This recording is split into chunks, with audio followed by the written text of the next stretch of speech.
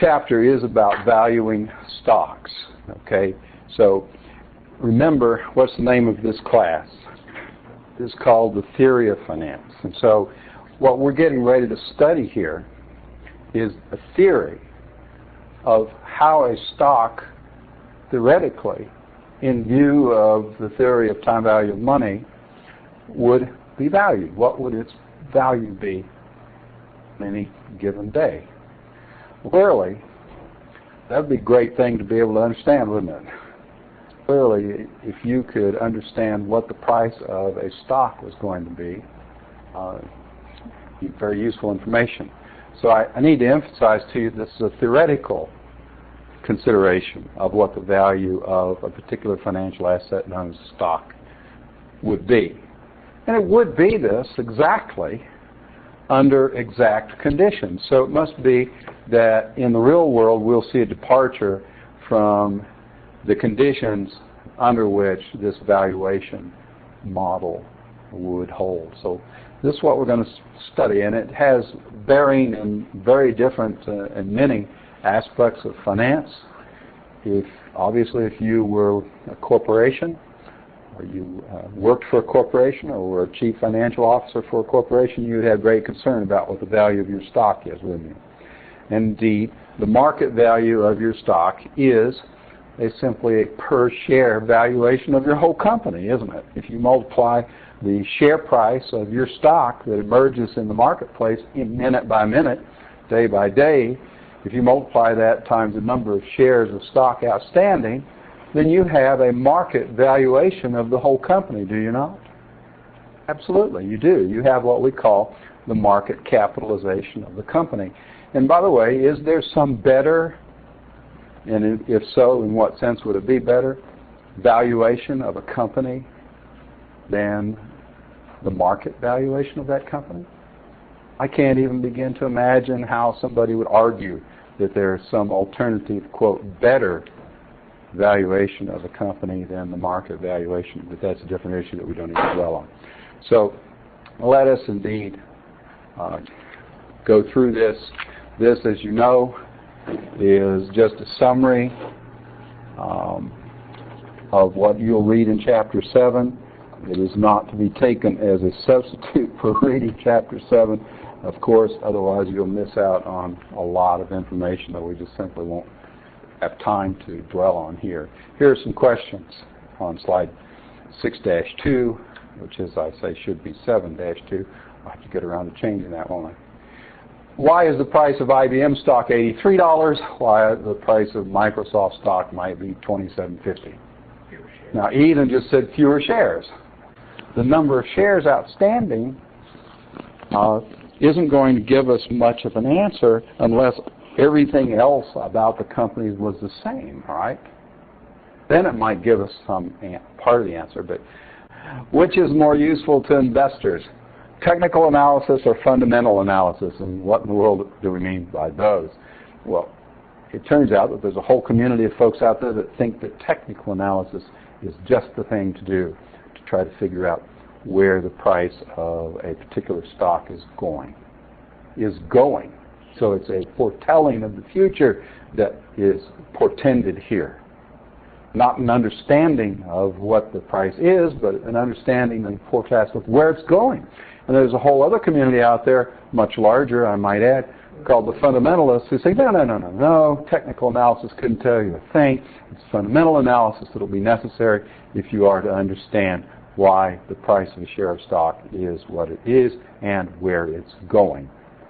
Okay? And then there's a whole other community out there called the efficient market devotees, those who believe that financial markets are efficient and accept the efficient market hypothesis as being a true positive statement.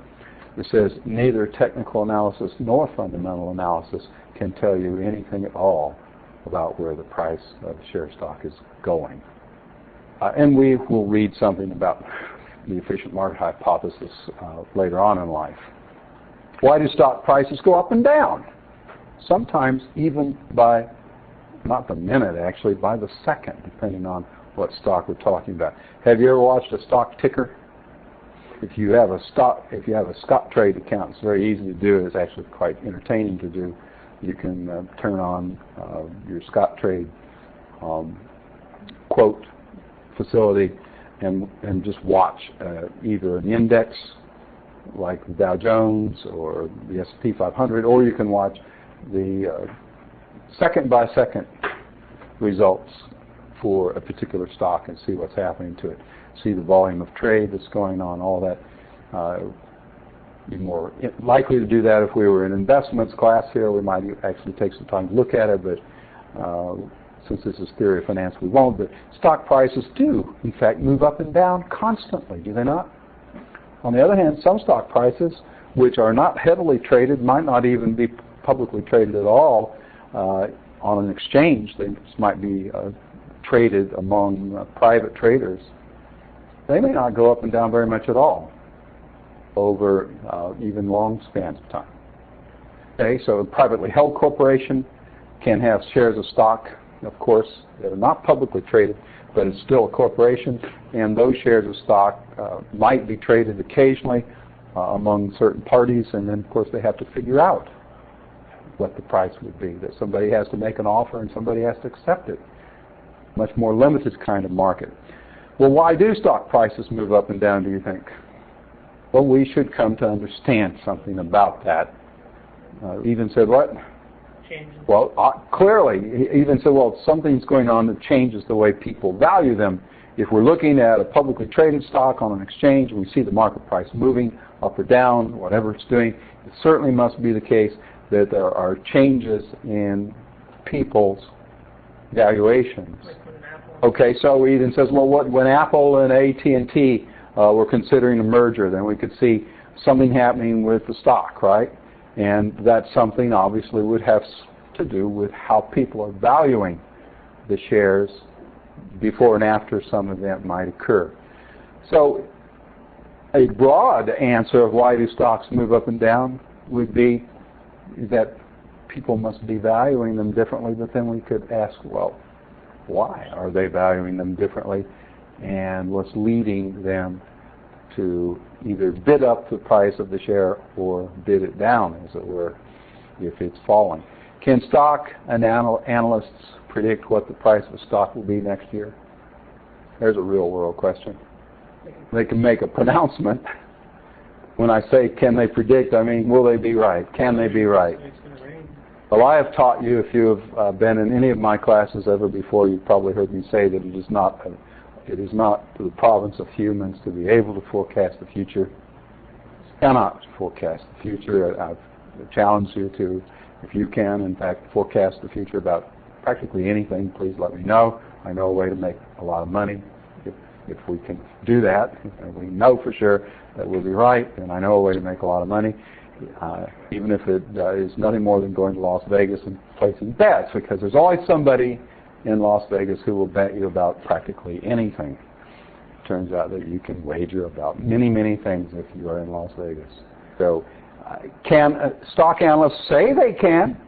There are people who, today, they're making their living making pronouncements about what a share is going to do over the next year. And people are paying them.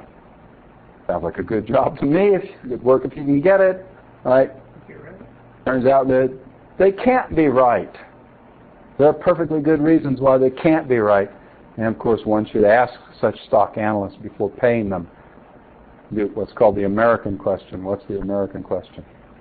No, the American question is, if you're so smart, why ain't you rich?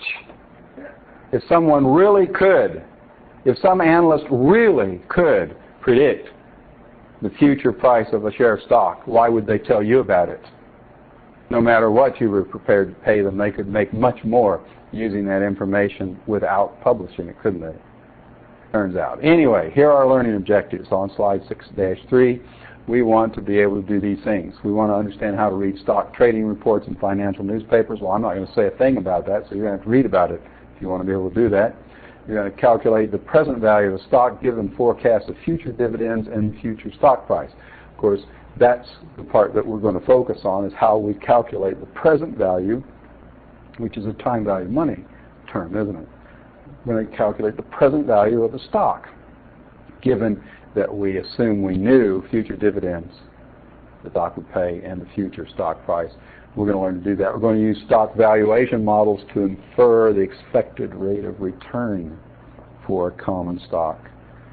And we're going to come to some understanding of what we mean by its intrinsic value.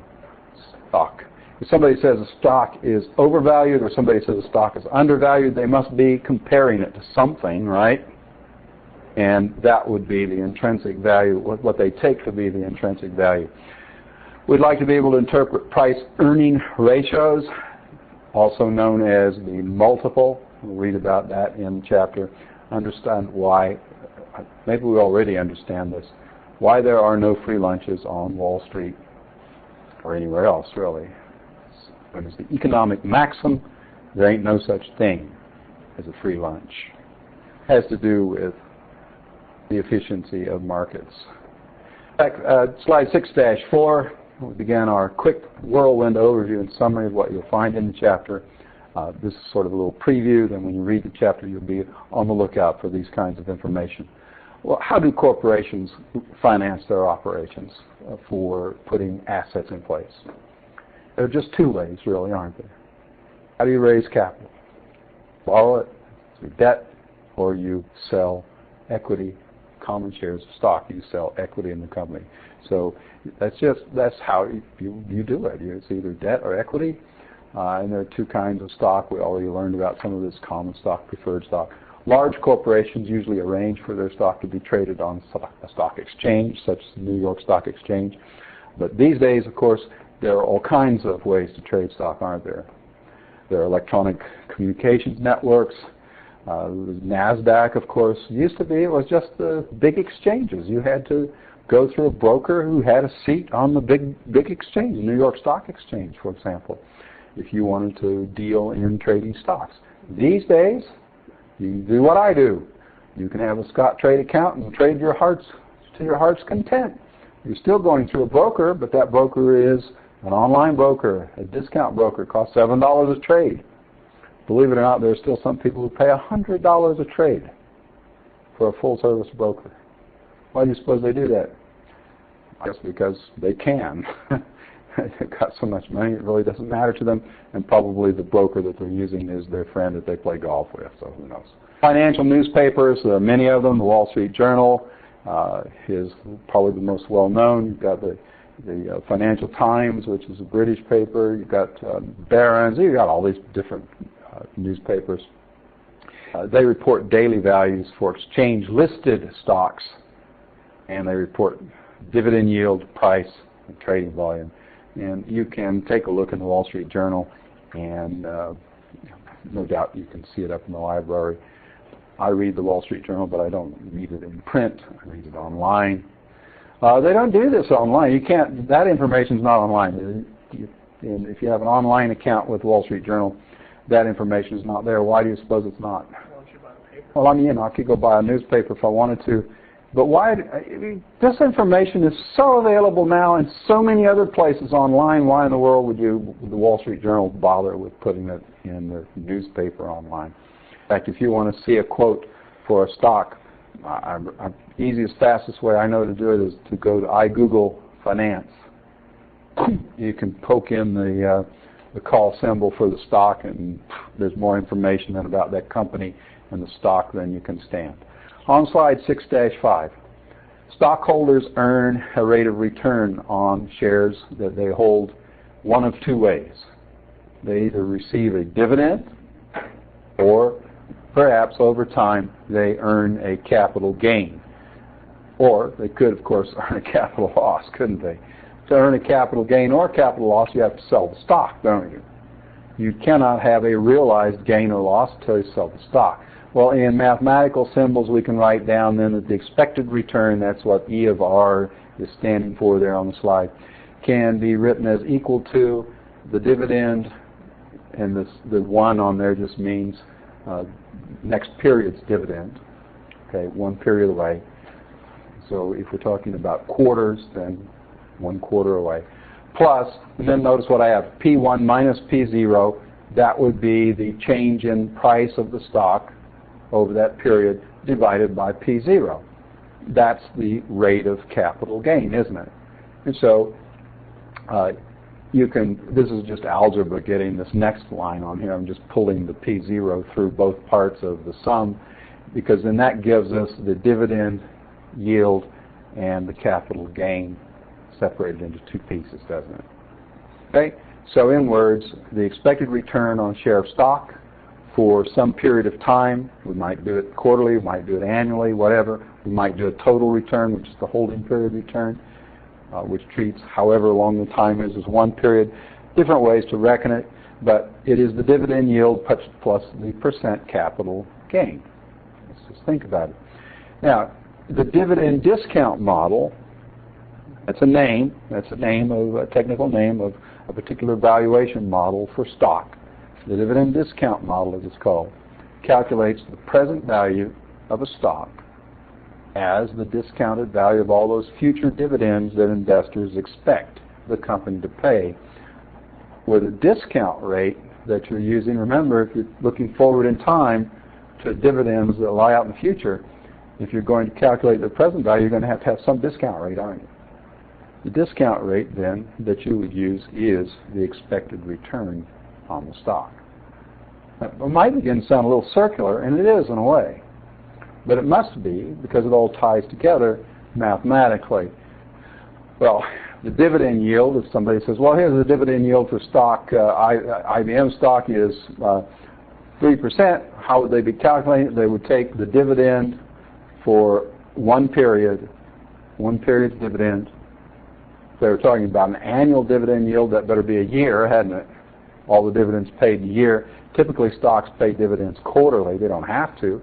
Who determines when a stock will pay a dividend or whether it'll pay one at all? And when you say the company, which part of the company? Like the janitor or what? Probably not. No, there's actually an actual entity that has a responsibility for this. No.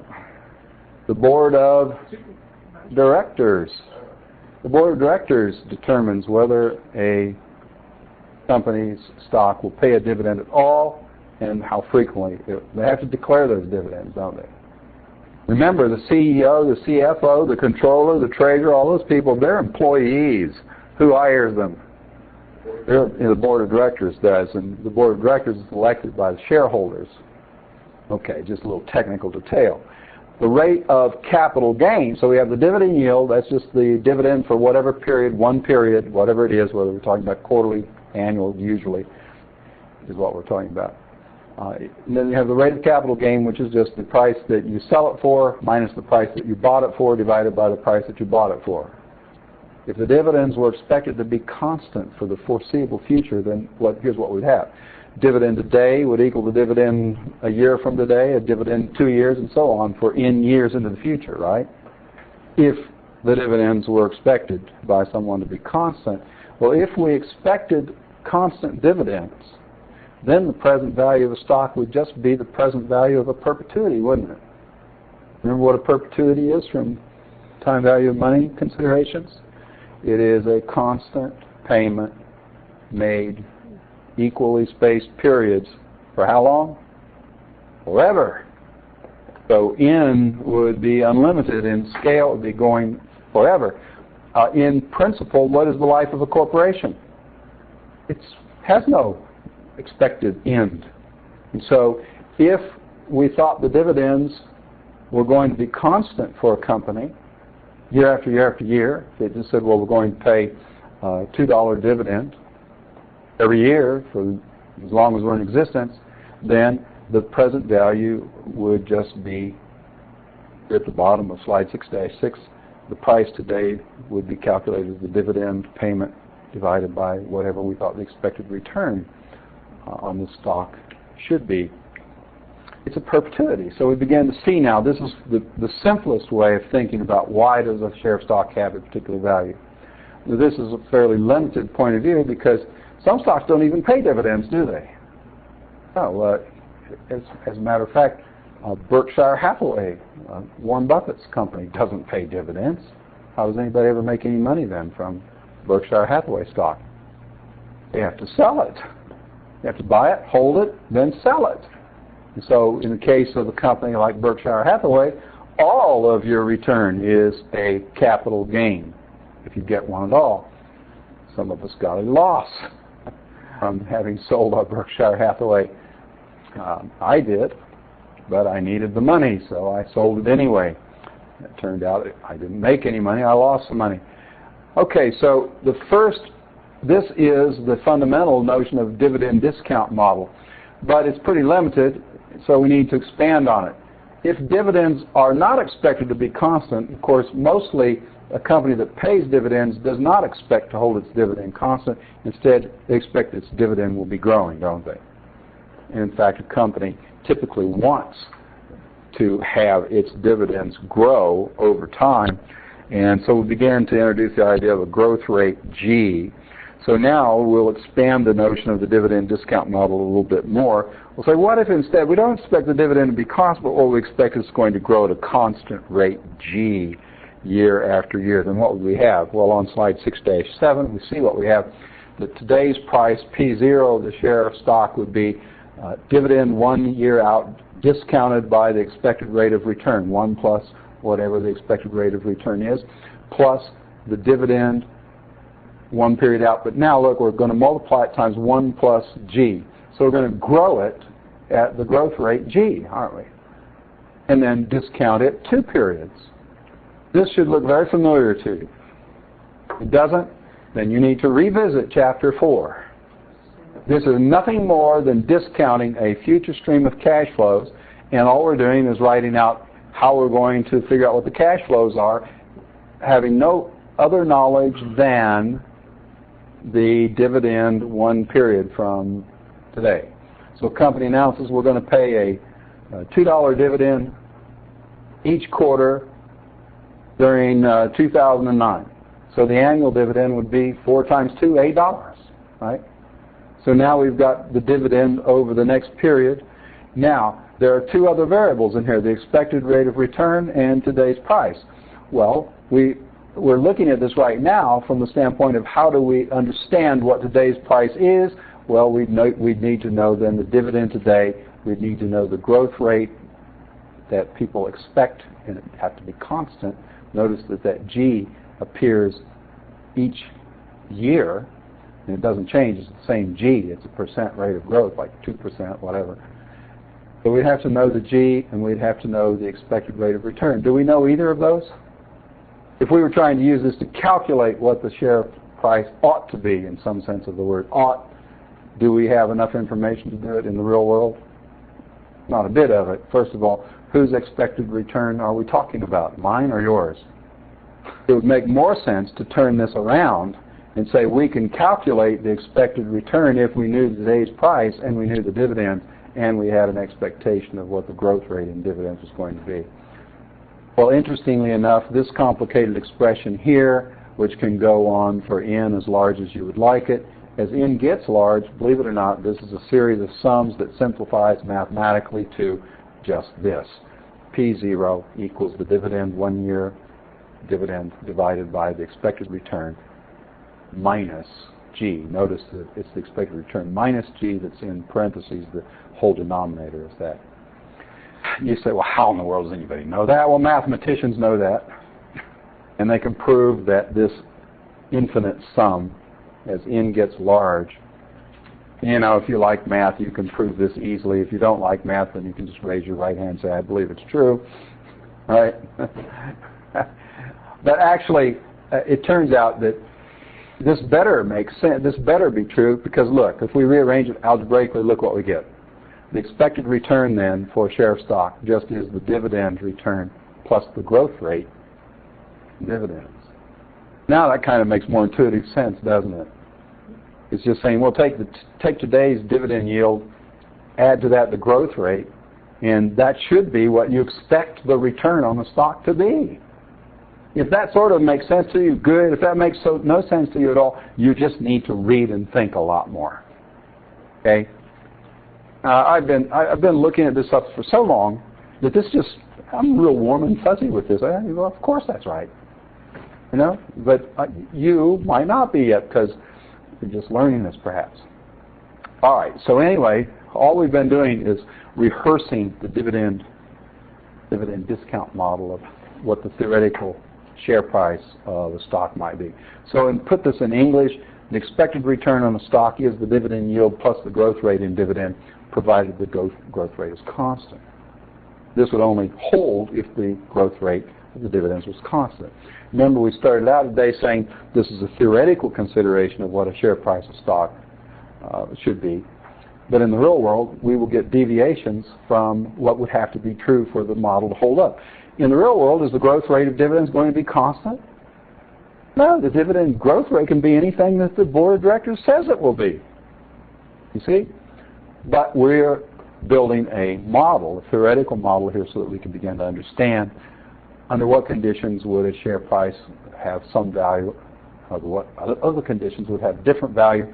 That's why it's called the theory of finance. If dividend growth rates, here's a special case, they're not expected to be constant, we can still calculate the present value of stock using multiple growth rates. Look at this nasty expression. Start out with the dividend for 1 year over the next year, and you have to discount it by the expected rate of return 1 year. And then you have the dividend, and it grows at growth rate G1 for whatever the growth rate is over that next year, and you discount it 2 years, right, at the same expected return. And so it goes. Notice now that we have different growth rates all the way through.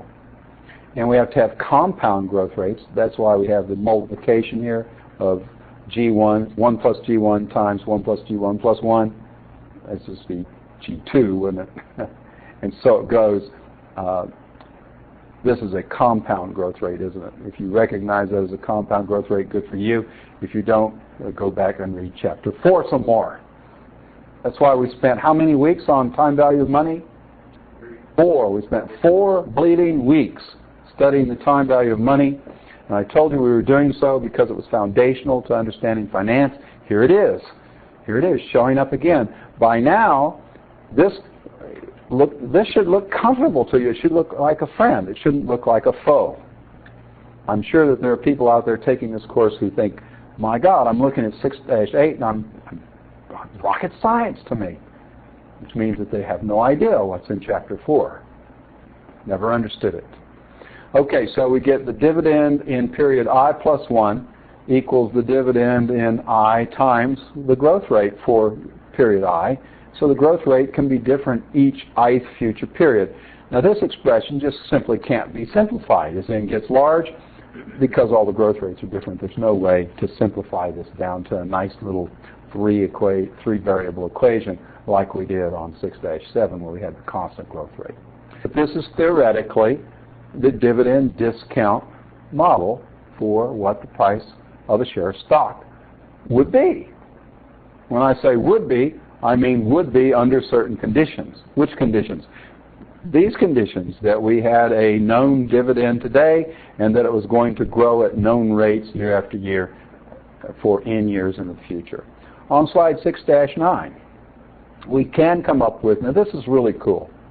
This is a very useful expression here. This is one that stock analysts actually use to come up with a prediction of what a share price is going to be. As a special case of non-constant dividend growth, if we expect the growth rate of dividends to become constant at some future period, then we can write this. Well, what do we got? We've got dividend for 1 year, discounted 1 year at the expected rate of return, plus the dividend 2 years out, discounted for 2 years. And so it goes until you get to the horizon period, H, where we now expect the dividend to become constant. It's not going to be, after that, it's just going to be the same dividend over and over and over again on into the future. Then we could, if we knew the price, if we had an estimate of the price at the horizon period, you discount that for H periods, but notice you need to know that price. We'd need to be able to forecast the start price at the end of the horizon period. So if H was 3, for example, to use a specific example, we're talking about what's the share price today supposed to be theoretically? It should be the dividend 1 year, discounted for 1 year dividend. 2 periods out, notice that dividend 2 periods out is not necessarily the same as dividend 1 period out. This is not constant dividend. We're saying that dividends can be different, but after a certain horizon, say 3 years out, then they're going to be constant after that. This is all math, really. This is just time value of money math. That's all this really is. It's not really very practical, because how in the world do we know what the price of the share is going to be 3 years from now? We don't. And so this has no real-world application. This is purely theoretical considerations. So that actually isn't very useful, is it? Not if you're trying to predict, not if you're trying rather to understand what the share price is going to be, say tomorrow. Not very helpful. Although, from a certain perspective, it is theoretically, quote, correct. Well, what is theory? Theory is an abstract explanation about the relationships among certain variables. Right? What's a model? A model is a statement of a theory. So we're looking at the dividend discount model of how you value a share of stock. Okay, we can think of on slide 6-10 the value of the stock as the sum of 2 parts. This is taking a completely different perspective now. Here we have a company. It's a corporation. It's issued some number of shares of stock, right? Now, what will the share price of those stocks be? What should it be? Well, here's a different way to think about it. It should be, shouldn't it? Shouldn't it be the value of the assets already in place? Shouldn't it have something to do with that? What if I've got Kendall's Corporation and my only asset is a paperclip? Now, what should the share price for a share of Kendall's Corporation stock be? Not much, right? The only asset I've got is a paperclip. On the other hand, what if Kendall's Corporation has a $10 million building and a bunch of computers in it? Now, at least, and let me put it in these terms. Suppose Kendall's Corporation has total assets valued at $1 million, and suppose we have 10 shares of stock outstanding. At the very bare minimum, what should be the share price? $100,000 a share, for goodness sakes. It must have something to do with the value of the assets that we own. Okay, so it begins to make sense. The value of the assets already in place, but then look at the second part. The present value of future investments in capital projects. We're going to purchase some more assets and we're going to grow the business, aren't we? And so it turns out, of course, that it makes some sense that the share price of a stock ought to reflect, yes, the value of assets already in place, but it also ought to reflect the value of assets that we're going to put in place soon, or that somebody expects that we will put in place. In other words, something to do with the growth rate of our value of assets. I've encouraged students in the past to think of a corporation as a magic box. Simplify things. Instead of thinking of it as, a corporation with all of its appendages and arms and people and everything, it's a magic box and there's money in it. Right? Well, what should be, and let's think of it this way. Here we have the magic box that's sitting here before us, and I tell you, the box has $1 million in it, and I'm getting ready to sell 10 shares of stock. What would anybody be willing to pay for a share of stock? About $100,000. Now I said, well, wait a minute now. This is a magic box. Next year there'll be more money in it. And then they say, oh, well, how much more? Now you have to form an expectation of how much more money will be in the box, don't you? Suppose a voice came out of the heavens and said, this is God. Next year there'll be $2 million in the box. Right? And everybody bought into that. Now what will people be willing to pay for one of those 10 shares? Evidently so. So you begin to see why this makes sense. The value of assets already in place and the present value. The present value. Wait a minute. That $2 million isn't available until next year. We will have to discount it at some rate of return. How about if we discount it at the rate of return that we consider to be our opportunity cost as an investor? If I think I can get 5% somewhere else, I'll be interested in discounting that additional $1 million that's going to be in the magic box at 5%, because I think I can get that somewhere else. You see? You begin to think now in terms of the time value of money that we've already learned about and how it now applies to valuing shares of a company. If investors believe the firm has opportunities to invest in high return capital projects. See, some companies just don't have any high return capital projects to invest in. Take Piggly Wiggly, for example. The grocery store. Are they going to have a bunch of high return capital projects to invest in? No, yeah, probably not. So what's the value of Piggly Wiggly shares is probably going to depend mostly on the value of assets in place. Now take the XYZ Corporation doing Biogen research. Are they going to have any high return capital projects to invest in? Well, some people might think so, and some people might bid up the price of XYZ Corporation shares way beyond the value of shares already in place, betting on the come, right? On their expectations that the magic box is going to fill up with money. So you begin to see, if a firm has high return capital projects, the firm's price-earnings ratio. Well, when you say take money out, what do you mean? Eden says, what happens when people take money out of the magic box? But don't tell anybody. Then what would you, as soon as it becomes known, what will you expect would happen to the share price? It will go down. Sure.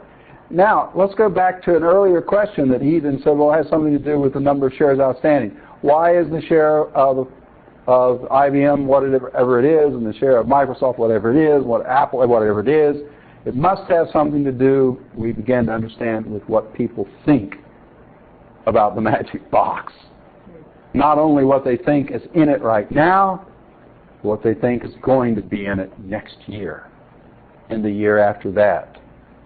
You begin to see it's very complicated. In the end, if I asked you what determines the share price of a company stock, what would be the most correct and best answer you could come up with? No, what would be the price? And doing calculation if it involves price, what determines the price? The best answer, you see, you're not thinking like an economist. Remember, finance is economics. It's a branch of economics. What would an economist tell you will determine the price of a share of stock? Ultimately, the price of a share of stock will depend on what people are willing and able to offer it for and what people are willing and able to buy and sell. Supply and demand. Ultimately, the market price is a market price. So what we're really talking about is what causes people to supply or demand the stock. So Eden's question, what if people take some money out of the box? He meant steal it. Well, as soon as that becomes known, then people are not going to be as willing to buy it, are they? Whether they're able to or not, they're not going to be as willing to. So ultimately, it is the supply and demand for shares. There's a fixed number of shares outstanding. That's just a matter of law, right? I mean, a corporation has a fixed number of shares. It's issued a fixed number of shares, and those are out there floating around. They're outstanding. People are trading them back and forth. Some people want them. Some people want to sell them. I might be a supplier of those shares if I have some today, and I might be a demander of them tomorrow if I don't have any today and I want some, right? So who's a supplier and demander of stock is a little bit different than who's a supplier and demander of bread. But still, it is supply and demand, isn't it?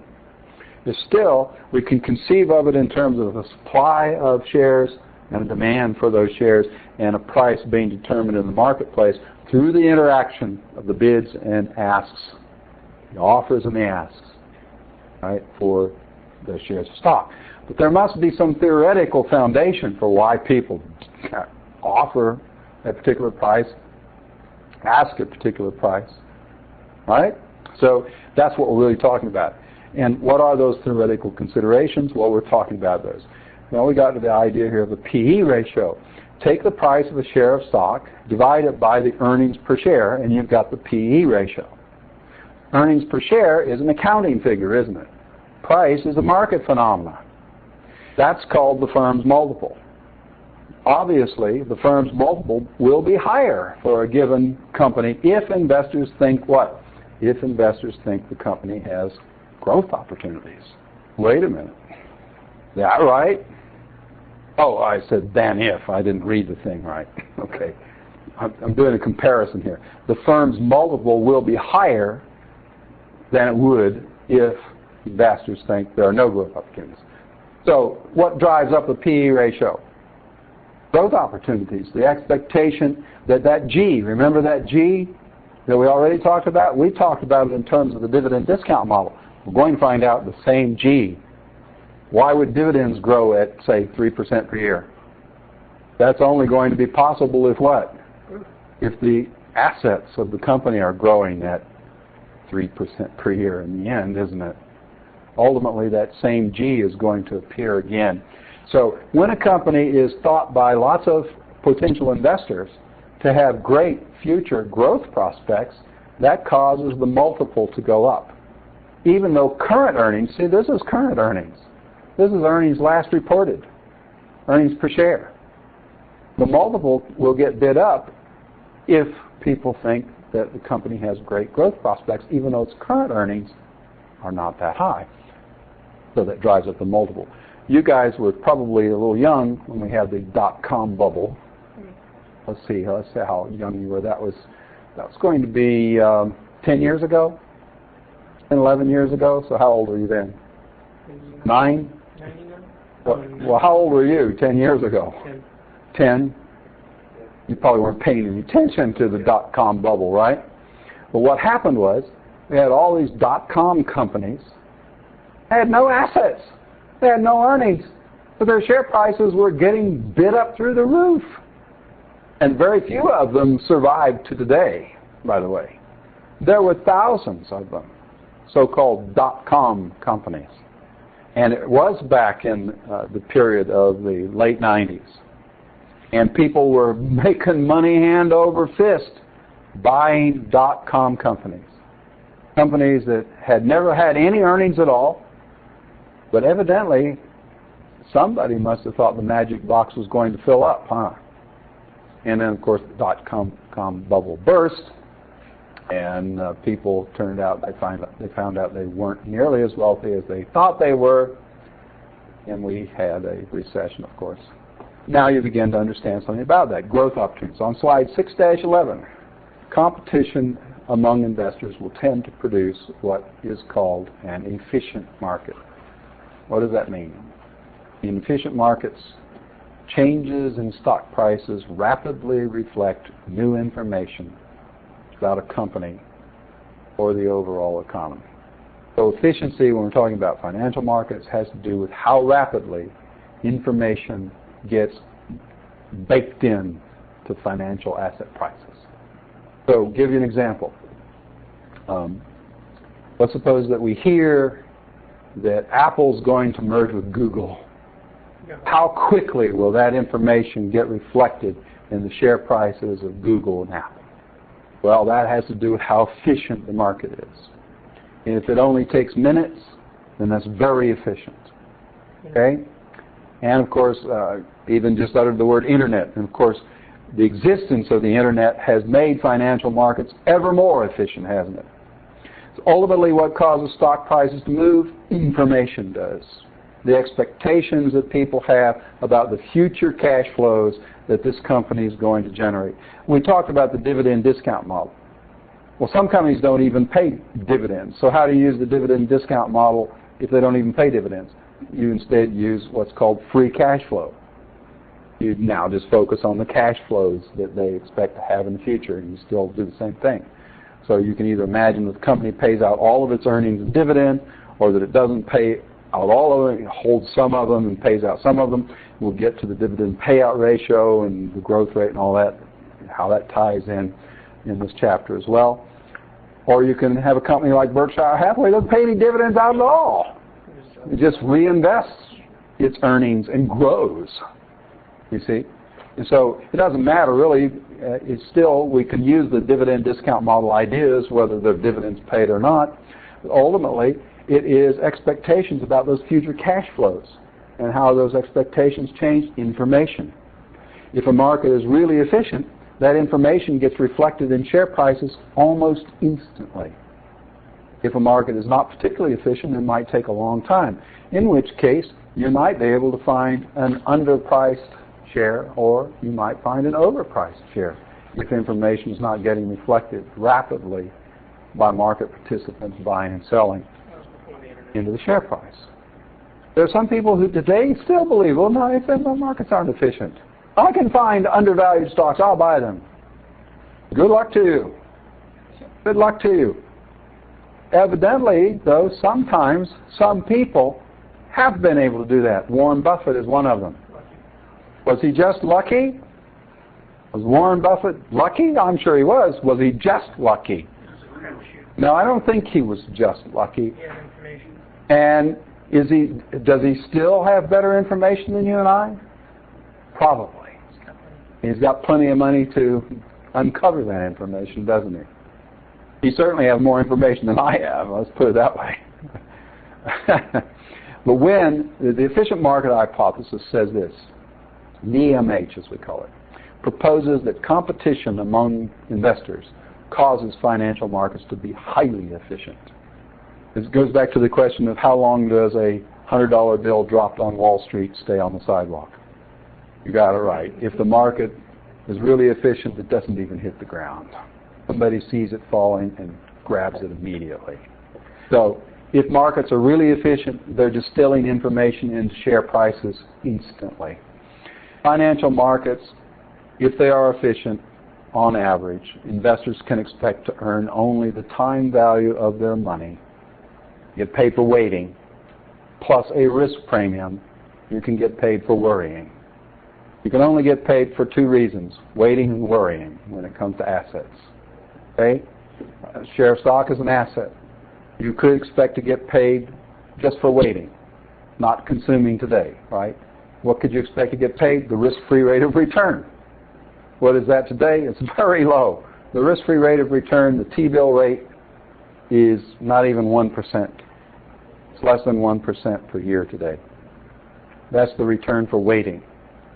There is a risk premium, though, and you can expect to be paid periodically over time for exposing yourself to a risk that must be borne by someone. But you need to remember, you cannot earn a higher rate of return just by taking more risk if that risk doesn't have to be taken. People who go to Las Vegas take risks, don't they? But does that risk have to be taken? No. So it's not the case that you can make a expected rate of return just by going to Las Vegas. You see the difference? And in fact, unique risk, as it's called, company risk is another name for it. Unique or company risk can be diversified away completely by holding a diversified portfolio of different shares of stock. You don't have to expose yourself to unique risks at all, in which case investors can only expect to earn the risk premium of holding a well-diversified portfolio of stock.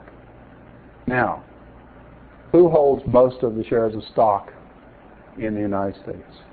Who owns them? This is something that you could go back and look in the first couple of chapters of this book and find out. China. No, China doesn't own. China. You've been reading too many newspapers, I guess. China doesn't own most of the American company stocks. Who does?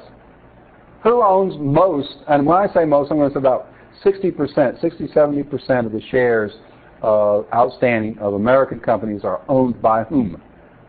Well, certainly people. Well, which people? Rich people. Rich people? Gosh, I'm going to have to make you guys go back and read chapter 1. Households. Your grandmother. People. Just us folks, but how do we own them? Most of us who own shares of stock don't own the individual shares. What do we own? We own our 401ks, which are holdings in what? Mutual funds. Mutual funds are companies that buy hundreds of different shares of stock, different companies, pool them together, and then sell their own shares, aren't they? What kind of portfolios are mutual funds holding then? Well diversified. Who's doing a lot of the trading that moves stock prices on Wall Street? Managers of mutual funds. What are they holding? Well-diversified portfolios. So what kind of risk premium can you expect to get reflected in share prices? Risk premium on well-diversified portfolios. So what does that mean? That means if you go out and buy a single share of a single company stock and hold that as your whole portfolio, you are exposing yourself to the unique risks of that company. Can you expect to be paid just for assuming that risk? Not a bit of it. You can only expect to be paid for waiting and worrying. But worrying about what? Only the worrying that must be borne by someone. Only the risk that must be borne by someone. You will not get paid more rate of return just because you expose yourself to risky companies. That's the punchline that I'm trying to get across to you. You will get a risk premium as it would be figured in a well-diversified portfolio. That's a very important point that most people just really don't understand. On slide 6-12, we see that the efficient market hypothesis does come in three flavors: the weak form, the semi-strong form, and the strong form. The weak form says this: security prices rapidly reflect all information that is available in past prices of stocks. So if you look at all the history of the price of a particular stock, this is what technical analysts do, by the way. They create these charts of movements of stock price in the past up to today. The weak form EMH, efficient market hypothesis, says technical analysis isn't worth a dime. Why? Because markets are certainly weak form efficient. The price of today's shares already incorporates any information whatsoever that's available from past stock price. Now, nearly everybody on the planet believes that. Everybody that ever studied it, at least, believes that weak form efficient market hypothesis is a valid positive statement. What does it say? It says that today's stock prices reflect all the information that's available from yesterday's stock prices. So trend analysis, does that do you any good? No, trend analysis is looking in the rearview mirror, isn't it? Well, all that information is already in today's price, so you can't get any more information by looking at it and analyzing it 7 ways to heaven. Ain't going to happen. So what should you pay for technical analysis? Nothing. If you buy into the weak form of the EMH. Do you? Well, that's up to you. Semi-strong says, guess what? Security prices also rapidly reflect all information available in sources available to the general public. Well, that's fundamental analysis, isn't it? Fundamental analysis is found in annual reports of corporations. Has to do with their accounting reports, has to do with their cash flow statements, has to do with their balance sheets, has to do with who's their managers, has to do with what their managers are like, what kind of people are they, all that information. The semi-strong form, EMH, says it all gets baked into today's share price. So what should you be willing to pay for fundamental analysis? If you buy into the EMH, nothing. The share price already includes that information. There's no, in other words, you're not going to be able to forecast what the future price is going to be by doing fundamental analysis. Why? All that fundamental analysis is already baked into today's price. Now then we get the strong form. The strong form EMH says, guess what? Even private information that is not publicly available gets baked in. What would be necessary for that to happen? Necessary condition for the strong form EMH to hold is insider trading, which is illegal. Does it happen? Of course it happens. Kidding me? Martha Stewart didn't engage in insider trading. She engaged in listening to gossip and somebody wanted her. She engaged in listening to what her broker was telling her and trading on the basis of what he said was insider information. And somebody in the Bush administration really wanted to get to Martha. They really wanted to. They wanted to burn her tail, and they managed to, didn't they? That was a complete political escapade there, boys. Let me just tell you that what Martha Stewart did is nothing at all compared to what happens every weekend of the year on every golf course in the country where rich people play golf. If you think otherwise, then I'd like to take advantage of you, steal your money from you. You're an easy mark, evidently. No, so in any case, but for the strong form EMH would require insider trading. How else would the information get baked in, right? To get baked in, what has to happen? You have to have people making offers to buy and sell shares of stock based on the information they perceive themselves to have. If that information is private information, it had to be inside traders that were reflecting that in share prices. All right, so you're going to read about that in the chapter. Most professional financial economists think that markets are semi-strong efficient. The empirical research that's been done, and there have been rings of it, seem to demonstrate that financial markets are, most of the time, semi-strong efficient. How about when an event like 9/11 happens? Well, those are extraordinary circumstances, aren't they? Do you suppose if financial markets are particularly efficient during times like that, and there's huge uncertainty about the future? Probably not. So the real question here on the EMH is how rapid is rapidly, which is why we have three forms of it. And so some people like Warren Buffett say, well, you know what? Markets can be inefficient enough that I can take advantage of mispriced assets. Would you argue with him? I wouldn't. He's proved that he is able to do that. That doesn't mean I'm able to. Right? So that's it. That's the end of our whirlwind tour of Chapter 7, Valuing Stocks.